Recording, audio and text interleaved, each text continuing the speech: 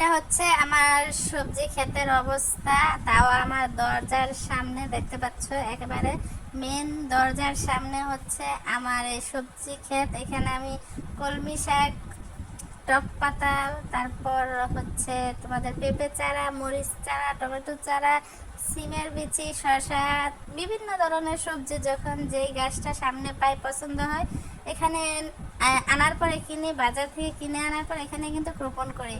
তো হাত না দিতে দিতে দেখা যাচ্ছে একটানা এক সপ্তাহও বেশি হয় এখানে বৃষ্টি হচ্ছে। এই বৃষ্টি, এই রৌদ্র, এখন বৃষ্টি হচ্ছে আবার রৌদ্র উঠতেছে, এরকম করতে করতে দেখা যায় যে দরজার সামনে দিয়ে এত পরিমাণ ঘাস আগাছা হয়েছে, এগুলা পরিষ্কার করতে একটা দিন লেগে যাবে। তো আমি তো ঢাকার মানুষ, এগুলো পরিষ্কার করতে পারি না। আর এখানে লাল পিঁপড়া অনেক। তো হ্যালো এভরিওয়ান, আসসালামু আলাইকুম।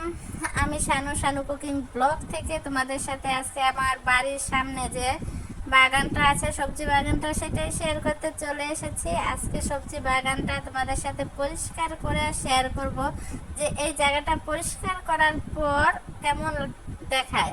এখন বাজে বিকাল 5টা 30 মিনিট। 5টা 30 মিনিটে আমি কাজটা শুরু করব। কতটুকু করতে পারবো জানি না। তো এই কলমি শাকগুলো সব আমি তুলে ফেলে দিব, কারণ আমি একা মানুষ, যে পরিমাণ কলমি শাক হয় তো আমি খেয়ে শেষ করতে পারি না। সেজন্য এখানে আর এগুলো বিক্রি করা সম্ভব না। আর কিছু আশপাশের মানুষ আছে, তাদের বলে না যে কি জানি কিভাবে জানি একটা কথা বলে যে তেল ছাড়া বেগুন স্যাঁত করে, ওইরকম নিজের কিছু করে ক্ষমতা নাই, অথচ কিন্তু কেউ কোনো কিছু দিলে যে শাকগুলো তুলেও যদি নিয়ে দেয় তাও খাবে না। তো যাই হোক, সেজন্য কাউরে তেল মাখতে যাই না। তেলের অনেক দাম, নিজের জিনিসও দিব আবার তেলও মাখবো। আশপাশে দেখতে পাচ্ছ অনেক ঘর আছে, তো তাদেরকে যে বলবো যে নিয়ে খাও, তুলে যদি নিয়েও দেয় না তাও মনে করবো যে না খাবো না, এটা সেটা কি জানি কি। তো দরকার কি, নিজের জিনিস নিজে রোপণ করি, সার ছাড়া হাইব্রিড মুক্ত পুষ্টিকর জিনিস যতটুকু নিজের প্রয়োজন হয় খাই। আমার মেয়েও দাঁড়িয়ে আছে আমার সাথে পরিষ্কার করার জন্য। তো এখন আমরা এগুলা পরিষ্কার করতে নামবো। যখন পরিষ্কার করবো তখন তো ভিডিও করতে পারবো না, সেজন্য আগেই তোমাদেরকে বলে দিচ্ছি। পরিষ্কার করার পর আবার তোমাদের সাথে বলবো। আর এখানে পরিষ্কার করতে গেলে কিন্তু প্রচুর লাল পিঁপড়ার কামড় খেতে হয়, আর খুবই সাবধানতাভাবে এটা পরিষ্কার করতে হবে। এটা হচ্ছে আমার লিচি গাছ। এই লিচু গাছটা লাগানো হয়েছে 2 বছর হয়েছে। এর গোড়ার মধ্যে বাড়ির কাজ বাকি আছে কিছুটা, সেজন্য রেখে দিয়েছি। আর দেখো এইগুলা কিন্তু একদম পরিষ্কার ছিল, একদম পরিষ্কার। এখানে বৃষ্টির পানি জমতে জমতে হেঁচি শাক হয়েছে, আর এখানে কলমি শাকও আছে। আর তোমাদেরকে দেখাচ্ছি, দেখো এই যে আমার 12 মাসি আম গাছে কই পরিমাণ আম, অনেক আম আছে এখনো। তো এই আমগুলো প্রচুর টক, এগুলা দিয়ে কিন্তু ডাল রান্না করলে, ছোট মাছের চচ্চড়িতে টমেটোর সাথে দিলে খেতে আমার অনেক ভালো লাগে। আর এই কচুগুলো আমি খাই, এটা হচ্ছে লাল কচু, এগুলো অনেক প্রচুর মিষ্টি। আর কচুতে তো একটু চিনি দিতে হয়, কিন্তু এতে চিনিও দিতে হয় না। মাছ দিয়ে, চিংড়ি মাছ দিয়ে, ইলিশ মাছ দিয়ে, পাঙ্গাস মাছের মাথা দিয়ে আমি এটা রান্না করি, খেতে খুবই ভালো লাগে।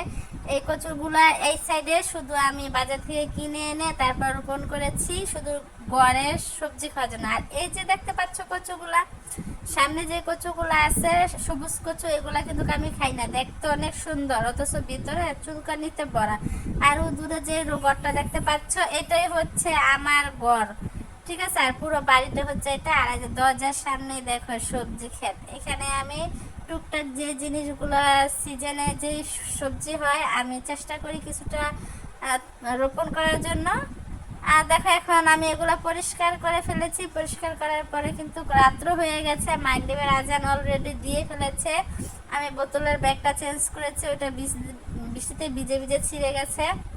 আর দেখো এই যে পরিমাণ ঘাস হয়েছে, এই গাছগুলো সব তুলেছি, তুলে নিয়ে যে বাইরে ফেলবো, পিছনে জায়গাতে মানে খালি জায়গায় নিয়ে ফেলতে হয়, ময়লা যেখানে ওইখানে ফেলবো। রাত্র হয়ে গেছে সেজন্য আর পারলাম না। তো রাত্র করে এতটুকু পেরেছি।